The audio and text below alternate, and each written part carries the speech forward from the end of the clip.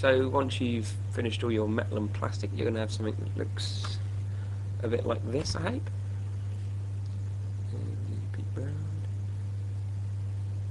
Right, the next thing we want to do is just going to save it as a JPEG for now. What you got on here? Copy that. And whoops. And what we're going to do with this JPEG is we're just going to make a few final adjustments to the whole thing at once. It's a bit better to adjust it all in one go rather than a little bit over time. It makes it a bit more even. So what I'm going to do is I'm just going to do Control L, get the levels up, and I find it's often quite a good plan just to have a little fiddle with the levels at the end. Sometimes just to darken up the blacks, and it can make quite a big difference to your texture. So I'm just generally darkening it all up.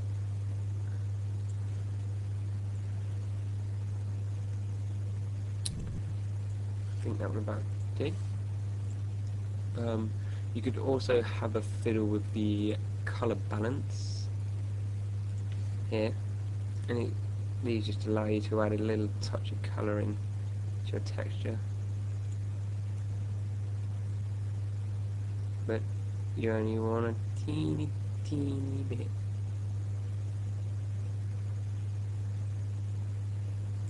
So just make it one touch of blue.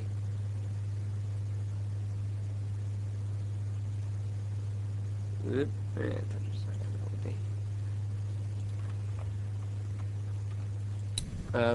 what I'm going to do as well, lastly, is I'm going to apply a sharpen filter. I often find that my textures, when I come to this stage, are sort of slightly blurry all around the edges, and the sharpen filter often sorts that out. You'll also find that with a lot of gaming engines that they put a slight blur over your textures just to blend the colours together a bit better. So you do want to slightly over sharpen your textures for when you do get them into game engines, just to kind of try and even that out. So I've applied a sharpen filter there. Oh, got to open up Max. It's going to take an hour, no doubt. Right, so I'm just going to file save again. Right, next thing we want to do is start to create the specular map, and that is the map which makes some bits shiny and some bits not so shiny, and it does that with a black and white alpha map. When we get to the compiling stage of the texture, we use a TGA format file, which has an alpha channel which we can put our specular map into. That's the plan, basically. So I've saved this. Probably the best thing to do would be able to I'm just going to drag my background layer here, which has my texturing, down to here, and that sort of creates a second one. And this is just so we don't ruin our original texture. I'm going to do Control-Shift-U, which will desaturate my image, just make it all totally black and white. See, we've lost the green here. And all I'm really going to do, I am a little lazy with my specular maps, to be honest, but I'm just going to go around and just select all the metals around here.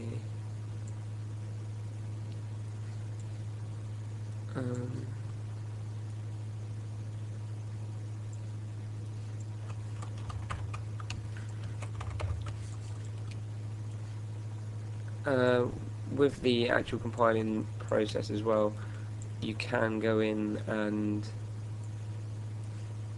well, there is a command that allows you to change how shiny things are. So if you end up having too shiny, you can always edit it with RGB values. I think I've selected all the metal there, really. I'm just going to do Control L. Bring this right up this way. Just really start trying to darken it up. think you want it to be quite that dark.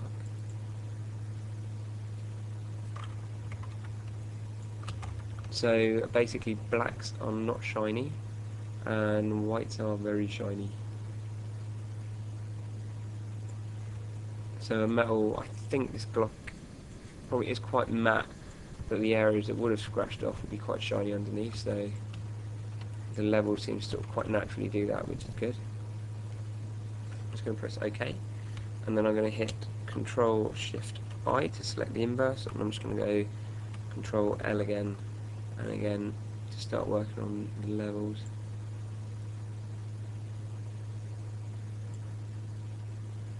There we go. Another thing to look into is also contrast, like so. I'm also going to have a play with a contrast on this one. It always annoys me that there's no shortcut for the brightness and contrast. I think it is silly.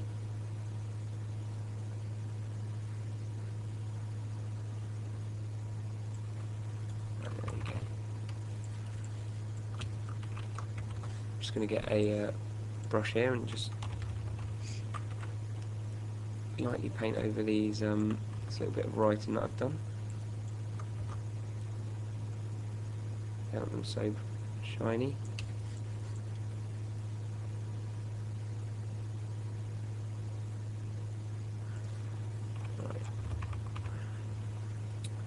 Right. Doing what I've just done is taking out quite a lot of the whites.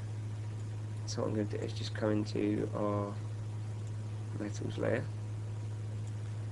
and grunge and details. I'm just basically going to drag and drop this. I think I can do it like that. There we go, yeah. So I've dragged and dropped this whole set of textures out. That's the whole folder as well that I'm moving in one go. That's something that you can do in CS2. I'm just going to put snap on under view snap. So it should allow me, it's going to lag up apparently, to sort of get this in the right place.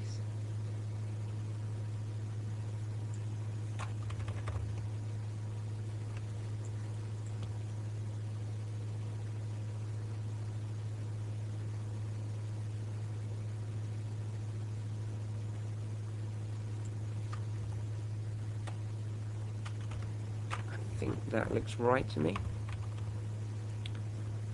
So that's just going to make sure that all our scratches and scribbles are all going to be nice and shiny.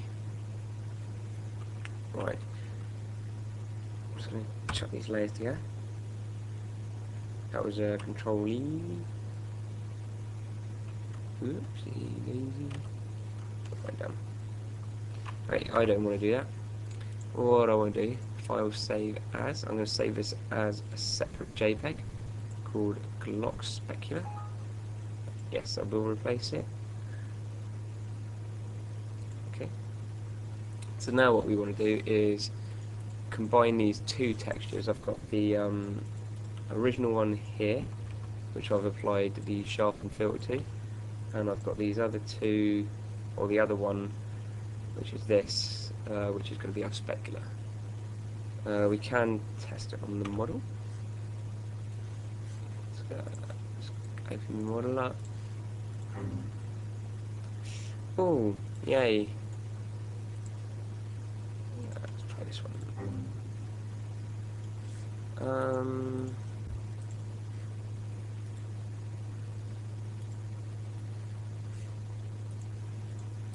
See, I knew that increment save that we did at the start would come in handy.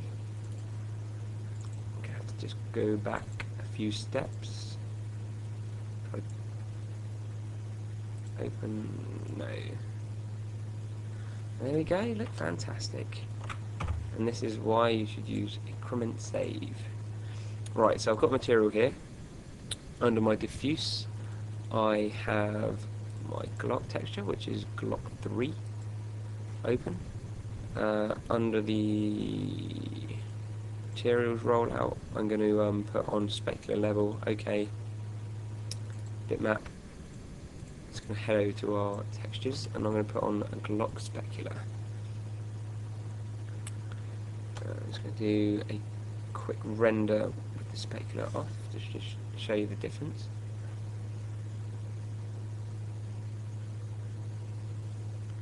So you can see everything's quite matte and bland. I'm just going to put the specular on, and hopefully that should make quite a difference. Yeah, you can see it's added quite a lot of shine. The white has become a lot more vibrant.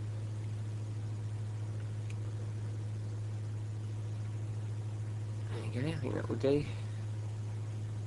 Gonna cancel that, cancel. Alright, so now we just want to basically combine these two images into a TGA. So I'm going to do a new 1024. Yes, please. Go away for a minute. Get rid of these two, and I'm going to go back to my original texture. I'm going to Control A, Control C, Control V to copy and paste it into here.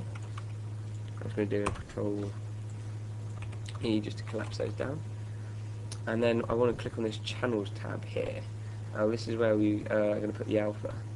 You need to click on this new channel down the bottom here. That's given us a new layer called Alpha 1. And what we just want to do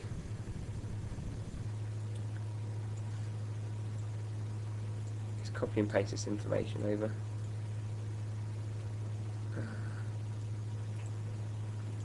Just going to merge visible, like so. Control A to select all, Control V, Control C to copy, and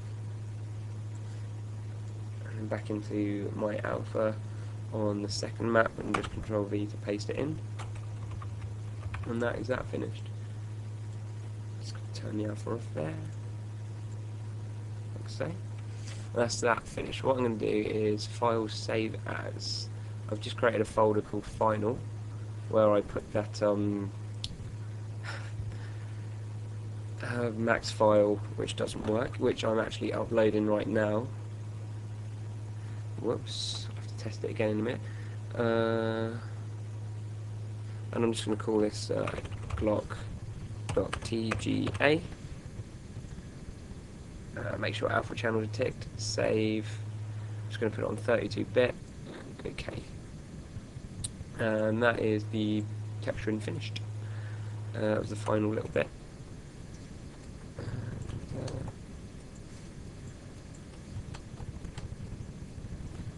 Yeah, that's just, I don't know, have fun.